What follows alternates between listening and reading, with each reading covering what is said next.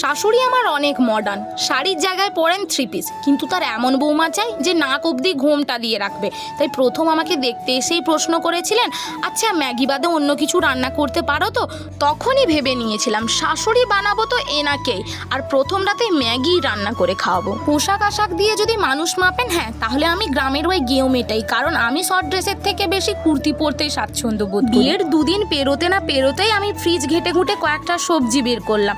Maggi তো পাওয়া গেল না, তাই ইউপি দিয়ে কাজ চালালাম। একদম সাজিয়ে গুছিয়ে তৈরি করে ফেললাম রামিয়ান স্টাইল নুডলস। শাশুড়ি মার সামনে গিয়ে ধরতেই তো তিনি বিছানায় চিৎকার করে বললেন, বৌমা তুমি র্যামিয়ান বানিয়েছো? আমি তো ভেবেই অবাক, আমার মডার্ন শাশুড়ি র্যামিয়ানও জানে তাহলে? তারপর আরেকটু অবাক করে দিয়ে আমায় বললেন, বৌমা বিটিএসরা না এইরকমই রামেন খায়। আমি বললাম, মা আপনি বিটিএসকেও চেনেন? তিনি বললেন, হ্যাঁ জাংকুক তো আমার ফেভারিট। তারপরে শাশুড়ি বৌমাতে মিলে নুডলস খেতে খেতে ড্রামা দেখলাম।